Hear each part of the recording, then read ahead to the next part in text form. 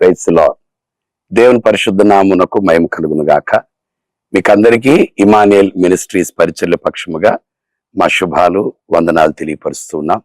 అందరూ క్షేమంగా ఉన్నారు కదండి. ప్రభువుకే మహిమ కలుగును గాక. నేటి వరకు కాపాడి సజీవులుగా మనలందరూ నడిపిస్తున్న యేసుక్రీస్తు ప్రభుల వారికి నిత్య మహిమ కలుగును గాక. ఆమెన్.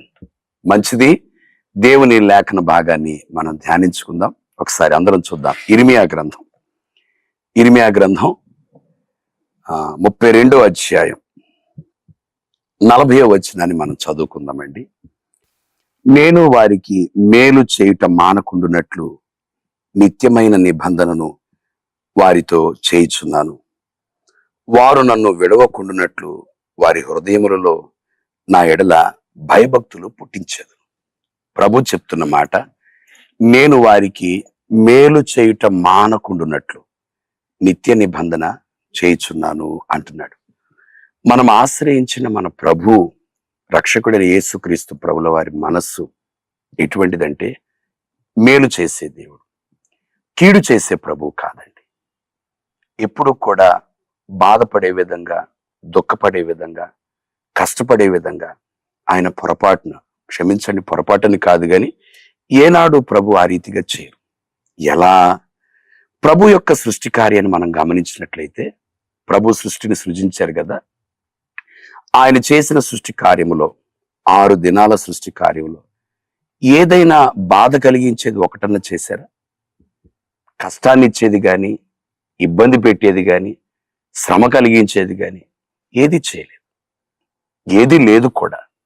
పిల్లలారా, ప్రభు యొక్క మనసు ఎట్టిదంటే ఆయన మేలు చేసేటువంటి వాడు, మేలును అనుగ్రహించేటువంటి వాడు. ప్రభు అంటున్నారు, పిల్లలారా, నేను మానక మేలు చేస్తాను. ఇది నా నిబంధన, నా నిత్య నిబంధన అని ప్రభు అంటున్నారు. దేవుడు ఒక వ్యక్తికి మానక మేలు చేస్తూ ఉంటే, ఒక వ్యక్తి మానక మేలులు అనుభవిస్తూ ఉంటే ఎటువంటి కృపలో ఉంటారు? లేక దేవుని యొద్ద నుంచి మేలు మానక మేలులు పొందుకునే అనుభవాన్ని ఈ భూమి మీద ఏ నరుడైనా అనుభవించాడా అనేది ఒకసారి మనం గమనించినట్లయితే, మన పూర్వపిత్రుడైనటువంటి యోబు గురించి చెప్పబడుతున్నమాట. 2వ అధ్యాయం 10వ వచనం ఉంటుంది. అందరం చూద్దామా ఈ వాక్యాన్ని? ఈ లేఖన భాగం మీద మన చేతిని పెట్టి ప్రభు సన్నిధిలో ప్రభువును కోరుకుందాం. యోబు గ్రంథం 2వ అధ్యాయం 10వ వచనంలో చెప్పబడుతున్న అద్భుతమైనటువంటి మాట. నీవు అతనికిని, అతని ఇంటి వారికిని, అతనికి కలిగిన సమస్తమునకును చుట్టూ కంచె వేసితివి కదా. నీవు అతని చేతి పనిని దీవించుచుండట చేత అతని ఆస్తి దేశములో బహుగా విస్తరించి ఉన్నది. నీవు అతనికిని, అతని ఇంటి వారికిని, అంటే తనకును తన ఇంటి వారిలో ఎవరున్నారు? తన గర్భాన పుట్టిన బిడ్డలున్నారు, భార్య ఉన్నారు, తన ఇంటిలో పనిచేసేటువంటి పనివారే ఉన్నారు, అందరూ ఉన్నారు. అంటే దేవుని యొక్క మేలు మానక పొందుకునే వ్యక్తి ఎలా ఉంటారంటే, తాను, తన పిల్లలు, ఇంటి వారందరూ కూడా మేలుకరమైనటువంటి అనుభవంలో వెళ్లే విధంగా కృప పొందుతూ ఉంటారు. భక్తి, ఆరోగ్యం, ఆర్థిక స్థితిగతులు, సమాధానం, నెమ్మది, అడుగుపెట్టిన ప్రతి స్థలంలో విజయం. యోబు గారు ఒక్క మాటలో ఏమంటారంటే, నా అడుగు నేతిలో పడినట్లుగా, నేతిలో వేసినట్లుగా ఉంది. అంటే మేలు అనుభవిస్తూ ఉన్నారు, అత్యధికమైన అభివృద్ధి చెందుతూ ఉన్నారు.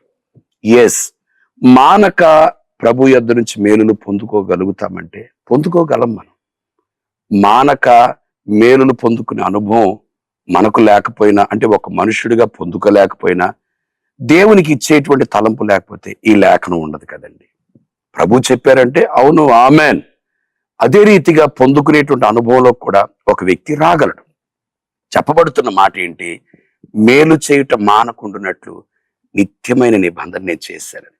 పిల్లలారా, ప్రభు యొద్ద నుంచి మానక మేలు కలగాలంటే సోమవారం నుంచి ఆదివారం వరకు, లేక సంవత్సర కాలం అంతా, బ్రతుకు దినమంతా కూడా మానక మేలు కలగాలంటే మనం ఏ అనుభవంలో ఉండాలి? మనం కూడా మానక ఉండేటువంటి కొన్ని అనుభవాలు మనం చేస్తూ ఉండాలి. మానకుండా ఉండేటువంటి కొన్ని అనుభవాలు.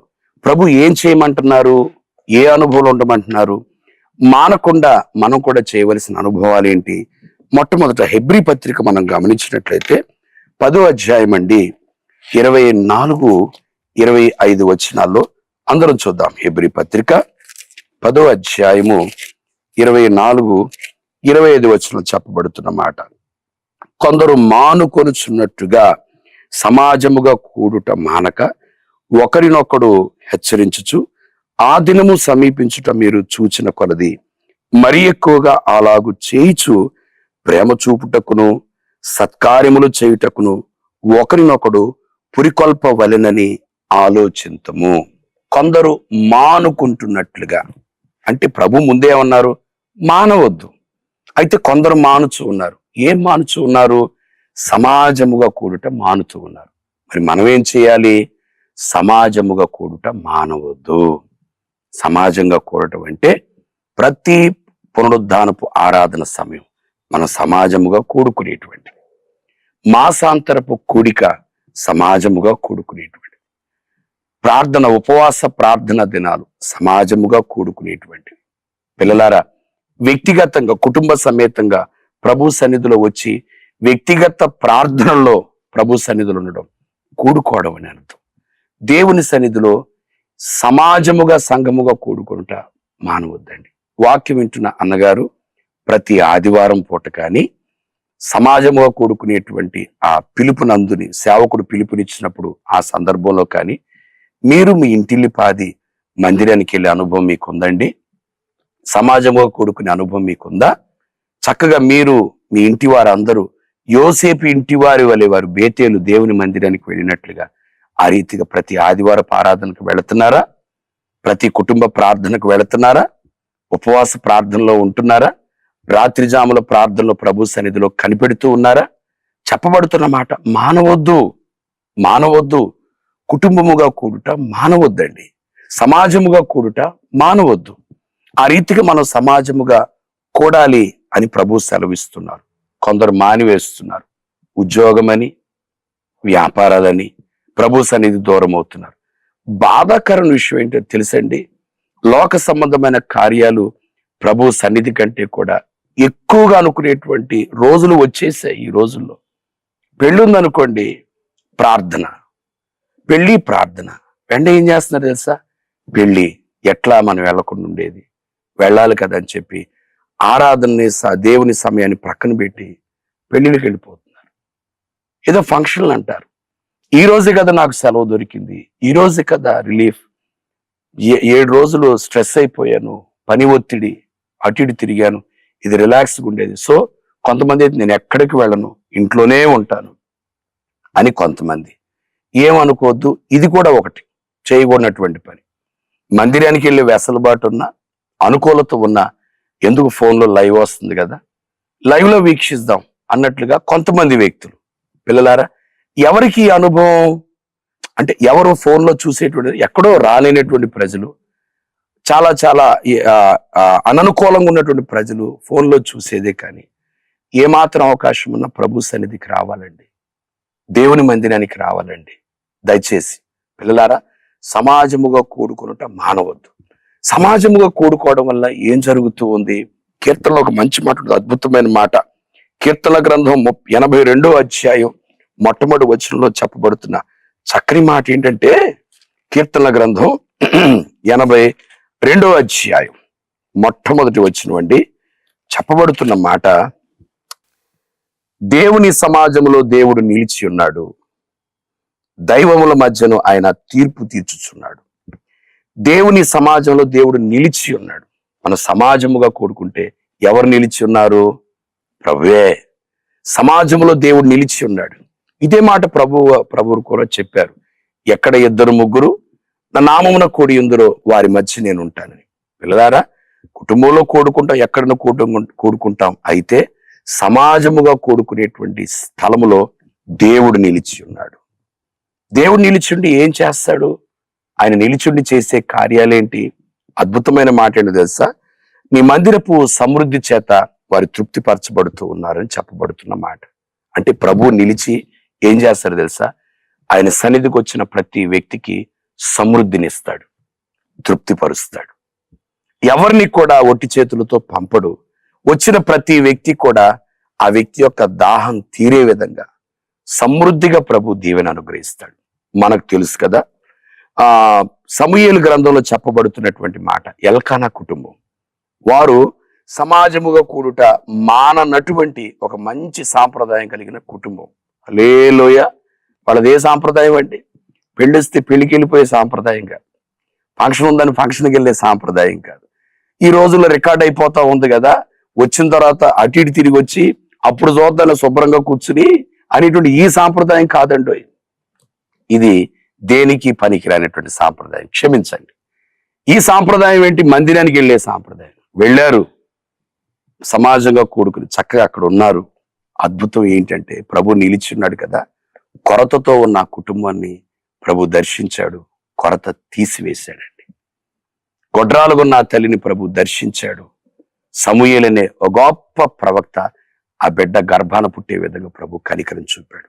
అనా ఏమో, ఒకవేళ నీ గర్భాన పుట్టిన బిడ్డ మందిరానికి వెళుతుంటే ఒక సమూయేలులాగా బయలుదేరతాడేమో.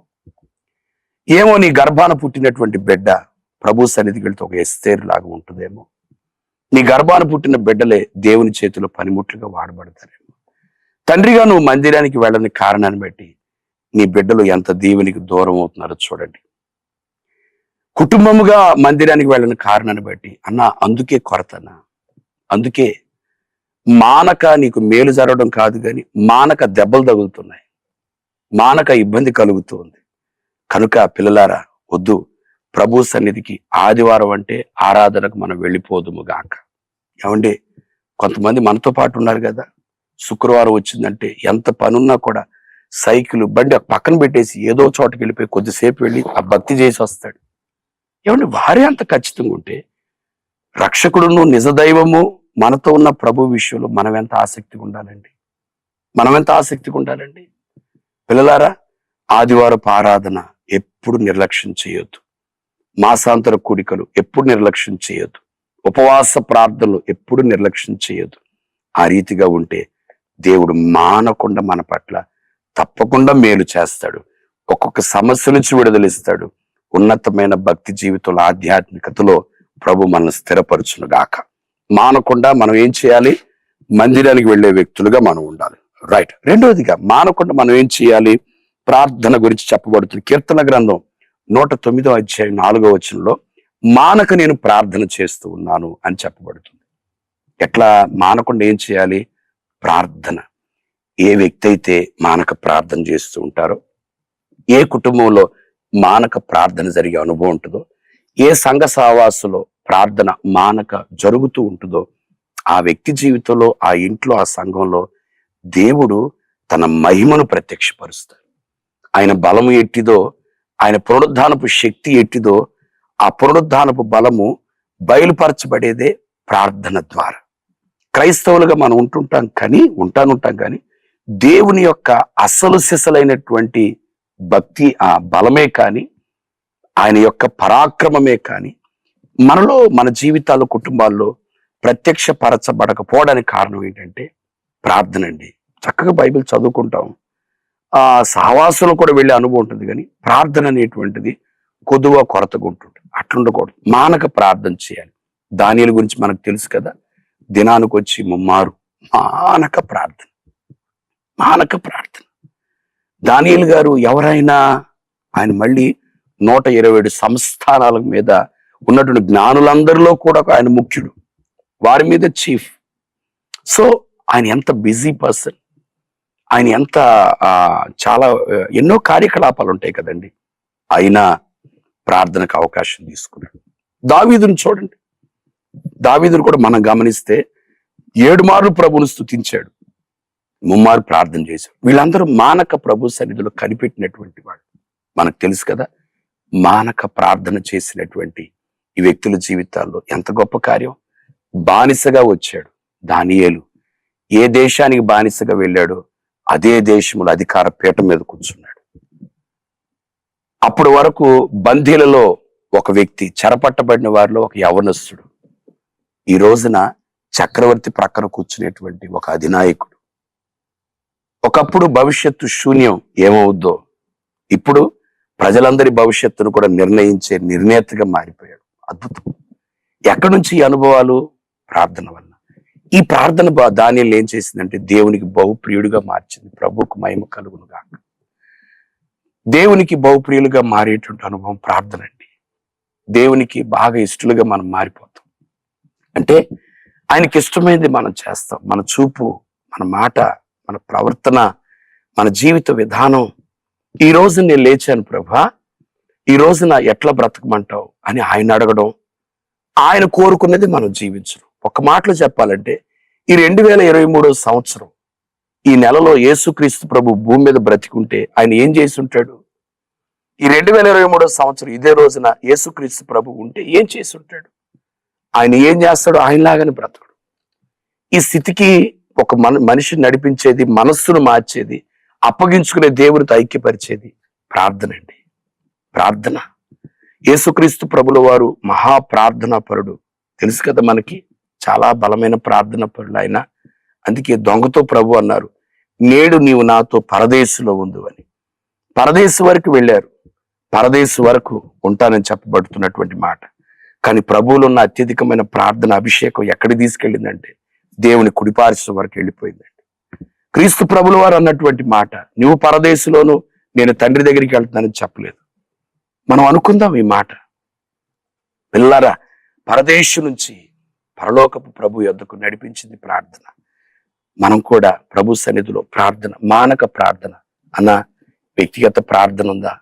అన్న ఈ పనులు, ఈ వ్యాపారాలు, ఈ కుటుంబము, ఈ సంసారము, ఈ అప్పులు, ఈ లాభాలు, ఈ వ్యాధులు, ఈ ఆరోగ్యాలు, ఈ పెళ్లిళ్ళు, ఈ మరణాలు, ఈ బిల్డింగ్లు, ఈ పూరిపాకలు, ఈ కార్లు, ఇవి ఎప్పుడు ఉండేదన్నా? ఈ అధికారాలు, ఈ సింహాసనాలు, వినబడే శబ్దాలు, ఇవి ఎప్పుడు ఉండేవి. వస్త్రాలు, నగలు, నట్ర ఎప్పుడు ఉండే, పోయేవే. కానీ మర్చిపోదు, వీటిలో పడి ప్రార్థన మర్చిపోదు దయచేసి. మానక ప్రార్థన చేద్దాం ప్రభు సన్నిధిలో. ఒక దానియేలు వలె. దానియేలుకి అప్పుడు సంఘం లేదు, సహవాసం లేదు, ఫర్ క్రైస్ట్ సేక్ ప్రభు కృప ఏమీ లేదు, అయినట్లు బ్రతికాడు.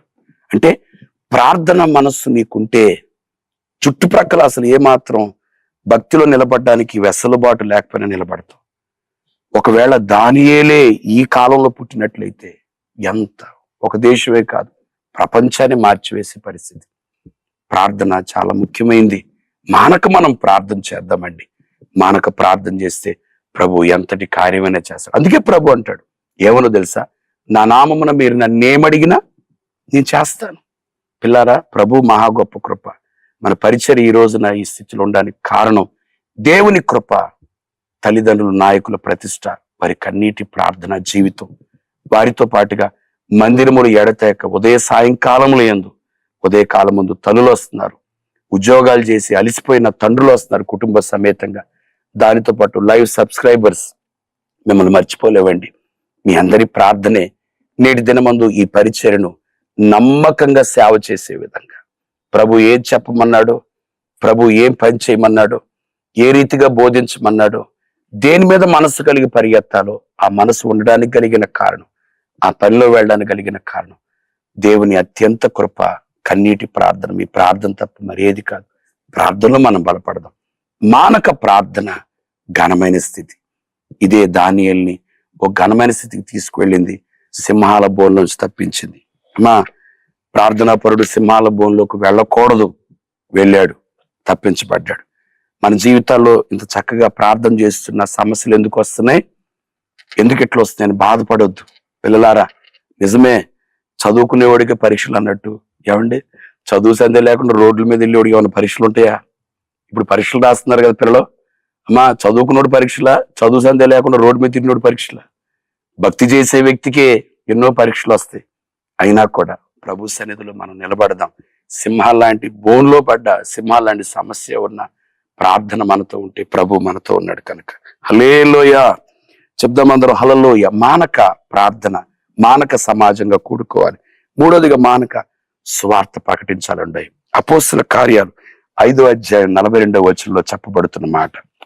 అపోస్తుల కార్యాలు 5వ అధ్యాయం 2వ వచనం అండి. అక్కడ చెప్పబడుతున్న ఒక అద్భుతమైనటువంటి మాట అందరం కూడా చూద్దాం. Yes, thank you Jesus, thank you master. 42వ వచనం. ప్రతి దినము దేవాలయములోను ఇంటింటను మానక బోధించుచు యేసే క్రీస్తని ప్రకటించుచుండిరి. ప్రతి దినం మానక దేవాలయములోను ఇంటింటను ప్రకటించుచుండిరి యేసే క్రీస్తని. ఇది స్వార్థ. పిల్లరా, మన జీవితంలో మానకేం చేయాలి తెలుసా? స్వార్థను ప్రకటించాలి. ఒక మాట మనం చెప్పుకుందాం. మనం మనుషులు, మన ఎదుటికి ఒక వ్యక్తి వస్తున్నాడు. మీ భార్య గారి అనుకోండి, మీ భర్త గారు అనుకోండి, మీ పిల్లలు అనుకోండి, లేకపోతే మీ ఇరుగు పొరుగు వాళ్ళే కానీ, ఎనీ పర్సన్, ఏ ఒక్క వ్యక్తి అయినా మన దగ్గరికి వస్తున్నప్పుడు ఎందుకు వస్తున్నట్లో తెలుసా? లేక ఎందుకు ఆ వ్యక్తి మన ఎదుటికి నిలవబడ్డాడంటే యేసుక్రీస్తు ప్రభు గురించి ఆ వ్యక్తి తెలుసుకోవాలనే. ఇంతేక దీని మించి ఏమీ లేదు. ఆయనతో ఏదో మాట్లాడాలి, ఆయన గురించి ఏదో సమాచారం, అవసరాలు ఉంటాయి, ఇచ్చిపుచ్చుకోవడాలు ఉంటాయి. ఇవన్నీ సెకండరీ. భార్య భర్త అయినా కూడా ఖచ్చితంగా స్వార్థ ప్రకటించబడాలి. అన్నయ్య పొద్దున్న లేచే కదా, పొద్దున్న లేచిన తర్వాత ఆ నోరేసుకుని అమ్మా ఏదైనా టిఫిన్ పెట్టమ్మా, కాఫీ ఇయ్యమ్మా అని అనేదానికంటే ప్రార్థన ఇట్లా ప్రైజ్ లార్డ్ చెప్తారు కదా, ప్రైజ్ లార్డ్ చెప్తారా? ఏ అన్న అట్లా అంటున్నావు, ప్రైజ్ లార్డ్ చెప్పవా? చెప్పే ఎవరు లేదా? ప్రైజ్ లార్డ్ చెప్పాలండి. దేవునికి స్తోత్రం అని చెప్పాలా. చెప్పిన తర్వాత ఏదో ఒకటి తీసుకురా అనడం కాదు. మరి ప్రభు గురించి ప్రార్థన చేసుకున్నారా? ప్రభులో ఉన్నారా? మరి వాక్యం ఫలానా, నేను వాక్యం ఇట్లున్నాం కదా, ఎట్లున్నారు మీరు అని వాక్యపు వెలుగులో ఒకరితో ఒకరు చక్కగా మాట్లాడుకోవడం ఎంత బాగుంటుంది చూడండి, ఎంత చక్కగా ఉంటది. ఉదయకాలమందు దేవునికి వందనాలు, వాక్యమును గురించినటువంటి విధానం. మన ఇంట్లోనే ఒక వ్యక్తితో మనం ఏమండి దేవుని గురించి మాట్లాడనుకో, బయటికి వెళ్ళిన తర్వాత ప్రభు వెసలుబాటు ఇస్తాడు, వ్యక్తిని తీసుకొస్తాడు, ఆయనతో మాట్లాడే వాతావరణం అనుకూలపరుస్తాడు. మన నోట ఆశ్చర్యకరంగా ప్రభు తన సువార్తను ఉంచుతాడు. మనం ఇంట్లోనే గెలవపోతే మాయే, మనం ఇంట్లోనే సరిగ్గా చేయకపోతా ఉంటే ఎట్లా అంటారు కదా, ఇంట గెలిచి మన ఇంట్లో సువార్త లేదు, బయటికి వెళ్ళి ఏంటంటే ఎట్లా చెప్పేది, ఏం చెప్పేది, పరిస్థితులను అననుకూలంగా ఉన్నాయి, చెప్తే ఏమనుకుంటాడో, చెప్తే నవ్వుతాడేమో, అది అన్నా ఈ మనసు మనకొద్దు. మనం ఎట్టుండాలంటే స్వార్థ ప్రకటించే వ్యక్తులుగా ఉండాలి. యేసుక్రీస్తు ప్రభు గురించి చెప్పాలి. అన్న ఎల్ఐసిలో పనిచేసి అన్న నువ్వు వెళ్ళి పద్దాక నీ పాలసీ గురించి చెప్తావుగా, ఏమండి నీ పాలసీలు చెప్పేది పొద్దున్న లెగ్గారు. ఇప్పుడు ఎన్నికలు రాబోతున్నాయి, వాళ్ళు పొద్దున్న నుంచి సాయంత్రం వరకు మొత్తం పథకాలు, కేసీఆర్ గారి పథకాలు, ఆయన ఎవరు ఆంధ్రప్రదేశ్ తెలిసి అందరికి, ఆయన పథకాలు, తర్వాత ప్రధానమంత్రి గారు ఆయన పథకాలు. ఏమండి 5 సంవత్సరాలు రూలింగ్ ఉండేటువంటి ప్రభుత్వ పథకాలు చెప్తా ఉంటే ప్రపంచాన్ని నిత్యము ఏలుతూ నిత్యము రాజుగా ఉండేటువంటి ఆయన గురించి ఎంత గొప్పగా చెప్పాలా? ప్రభు సన్నిధిలో ఈ సువార్త ఎక్కడికి వెళ్ళినా ఖచ్చితంగా చెప్పాలి. ఎందుకంటే పరలోకానికి వెళ్ళిన తర్వాత ప్రభు అది అడుగుతారు, నా గురించి ఎంతమందికి చెప్పావు అన్న. కలిసినప్పుడల్లా నీ చదువు గురించి, నువ్వేదో దేశం వెళ్ళొచ్చావని, నువ్వెంత సంపాదించావని, నా శాలరీ ఎంతని, నాకు వచ్చింది ఎంతని, లేకపోతే వాళ్ళెట్లా వీళ్ళెట్లా, ఎందుకన్నా ఇవన్నీ కూడా? ఎందుకు ఇవన్నీ? మన ప్రభువు గురించి స్వార్థ చెప్పే వ్యక్తులుగా బ్రతుకుదుము కాక. ఎల్లారెడ్డి ప్రాంతంలో మన ఆటో డేవిడ్ అన్నగారు ఉన్నారు. ఆ అన్నగారు, ఆ తమ్ముడు మోషే అని ఇంకో తమ్ముడు రాజు అని, వీళ్ళ ఆటోలో వెళ్తా ఉంటారు, వీళ్ళు ఆటో నడిపిస్తూ ఉంటారు. వాళ్ళ అద్భుతం ఏంటి తెలుసండి, వాళ్ళ ఆటోలో ఎవరైనా ఎక్కారనుకోండి, ఎక్కితే వాళ్ళ మంచి చెల్లు అడిగిన తర్వాత అప్పటికే ఆటోలో వాళ్ళు తండ్రి గారి వాక్యం, రాజశేఖరయ్య గారు కానీ, తండ్రి గారు జరిమయ్య గారి, జ్యోతమ్మ గారి వాక్యం ఉంటది. ఇక వాళ్ళు పెట్టేసి మెల్లగా వాళ్ళ మాటలో కలగజేసుకుని సువార్త చెప్పడం నిజంగా అద్భుతం. ఎల్లారెడ్డి పరిచర్య ఎంత దీవించబడ్డానికి కారణం ఏంటంటే సువార్తను ప్రకటించేటువంటి బిడ్డ. మన ఇంట్లో సువార్త ప్రకటించే అనుభవం ఉంటే మన ఇంటిని అన్ని విషయాలు కూడా ప్రభు దీవిస్తారండి. మనకు తెలుసు కదా, అపోస్తల కార్యాలు 10వ అధ్యాయంలో కొర్నేలు అనేటువంటి ఒక కుటుంబం కనిపించింది. పేతురు గారిని పిలిచారు. పేతురు గారు పిలిచేసరికి కొర్నేలు గారు ఏం చేశారు, 10వ అధ్యాయం చదువుకుంటే కొర్నేలు గారు పేతురు గారు వచ్చే సమయానికి తన ఇంటి వాళ్ళు ఉన్నారు, స్నేహితులు తీసుకొచ్చారు. పేతురు గారు లోపలికి వచ్చే సమయానికి తన ఇంటి వారు స్నేహితులతో పాటు అనేకులు, ఇంకా చాలా మంది కూడుకున్నట్లుగా దేవుని వాక్యం వినబడే సేవకులు వస్తున్నారని తన ఇంటి వాళ్ళు, స్నేహితులు, ఇరుగు పొరుగు వాళ్ళు అందరిని కూడా సమకూర్చాడండి కొర్నేలి గారు. స్వార్థ అన్నా, మన ఇంటికి సేవకులు వచ్చినప్పుడు, ఇప్పుడు మీరు మందిరానికి వస్తారు, ఎప్పుడు వాక్యం వినేదే కదండి.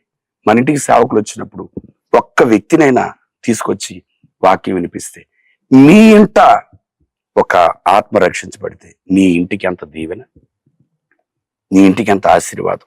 ఓ మంచి మాట ఏంటి తెలుసా?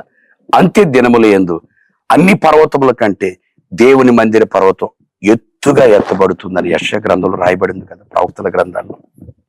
ఎందుకు దేవుని మందిరానికి అంత ఆధిక్యత ఇచ్చారంటే, మందిరములో నశించిపోయే ఆత్మలు రక్షించబడుతున్నాయి. అందుకు ఈ మందిరం ఉన్నతమైన స్థాయి. నీ ఇంట నశించిపోయే ఒక వ్యక్తి సువార్త విని రక్షించబడితే నీ ఇంటిని అన్ని విషయాల్లో కూడా ఎత్తిపడతాడు దేవుడు. అన్ని విషయాల్లో కూడా ఘనమైన స్థానంలో ప్రభు నిలవబెడతాడు. నీ ఇంటిని సువార్తకు నిలయంగా మార్చుకోవడం చాలా మంచిది. నువ్వు వెళుతున్నప్పుడు సువార్త కొరకు ప్రకటించడం చాలా మంచిది. పిల్లలారా, ఇమానుయల్ మినిస్ట్రీస్ హైదరాబాద్ అనే ఛానల్ని మీరు సబ్స్క్రైబ్ చేసుకుని అనేక మందికి తెలియపరచండి. మన పరిచయంలో రాజేష్ అన్న గారు ఉంటారు, చింతల రాజేష్ అన్న. షార్ట్ మెసేజ్ ఎంత చక్కగా ఉంటుందంటే అంత అద్భుతం. అన్నగారు పని చేసుకుంటుంటారు, అయితే మెసేజెస్ ఇస్తూ ఎంతో మందికి దేవుని సువార్తను, దేవుని వాక్యాన్ని పంచుతూ ఉన్నారు. పిల్లలారా, ఆ మనస్సు మనలో ఉంటే, మానక ఈ క్రియ చేస్తూ ఉంటే దేవుడు తప్పకుండా మన పట్ల ఆయన కృపను చూపును గాక. చివరికి ఏంటో తెలుసండి, మానక ఉపవాసం ఉండాలండి. మానక ఉపవాసం ఉండాలి. ఇక్కడికి వచ్చేసరికి మనం ఆలోచిస్తాం, ఓ తమ్ముడు నాకు చెప్పాడు, నాకు బైబిల్ అంత ఇష్టం, మందిరం అంటే ప్రాణం, సావాసం అంటే అసలు నేను విడిచిపెట్టలేకపోతున్నాను, ఈ ఉపవాసం అనేది ఒక్కటి లేకపోతే చాలా బాగుండేది అన్న అంటాడు వాడు. ఈ ఉపవాసం అనేది మరి వారి ప్రార్థన పరమందున్న దేవుని వద్దకు చేరింది. అప్పుడు 3 రోజులు ఉపవాస రోజు, ఇప్పుడు 21 రోజులు వచ్చింది యేసు రక్త విజయం. పిల్లలు చూడండి, ఉపవాసం, మానక ఉపవాసం ఉండాలండి. మానక ఉపవాసం. ఎస్తేరు గ్రంథం 9వ అధ్యాయం 30వ వచనంలో ఈ మాట ఉంటుందండి. మానక ఉపవాసం. ప్రభు సన్నిధిలో దేవుడు చేసిన కార్యాలను బట్టి కృతజ్ఞత ఉపవాసం ఉంటూ గాని, సంఘ క్షేమాభివృద్ధి కొరకు, నశించిపోయే ఆత్మల కొరకు, వీటన్నిటితో పాటు అన్న ప్రార్థన జీవితం చాలా కుదువుగా ఉంది కదా, భక్తి జీవితం తక్కువగా ఉంది కదా. శరీరం దేవుని మందిరంలో పనిచేస్తుంది కానీ లోపల ఆంతరింగిక పురుషుడు ఇంకా ప్రభువులో అంటుకట్టబడలేదు కదా. లోపల అంతరాత్మ, లోపల ఉన్న మనుషులు ఉన్నారు చూసావా, ఇంకా బలపడలేదు కదా. ఉపవాసం ద్వారా ఆ వ్యక్తిని బలపరుచుకుందాం. ఇంకా ఎక్కువ ప్రార్థన జీవితం, పరిశుద్ధ జీవితం, వాక్యానుసారమైన బ్రతుకు, దేవుని కొరకు జీవించే ఉన్నతమైన కృప, మానక ఉపవాసం ఉండి ఈ అనుభవాల్లో ఉంటే, పిల్లలారా, ఇట్టి అనుభవాలు ఉన్న వారిని ప్రభువు కూడా ఎట్టివారు తెలుసు, ఆయన నమ్మదగిన వాడు. మానక ఎవరైతే అనుభవాలు ఉంటారో వారి పట్ల మానక మేలు చేయనట్లుగా నిత్య నిబంధన చేసి కృపలో స్థిరపరిచి ఆశీర్వదించి పరలోక రాజ్యం కొరకు సిద్ధపరచును గాక. అట్టి కృప దేవుడు మనకు అనుగ్రహించును గాక. కళ్ళు మూసుకుందాం, ప్రార్థన చేసుకుందాం. తండ్రి, మీకు స్తోత్రం. మీరు అనుగ్రహించిన వాక్కుల కొరకు వందనాలు. మేలు చేయటం మానకుండునట్లు నిత్య నిబంధన చేసిన గొప్ప దేవుడవు నీవు. ఎంత మంచివాడు ప్రభా.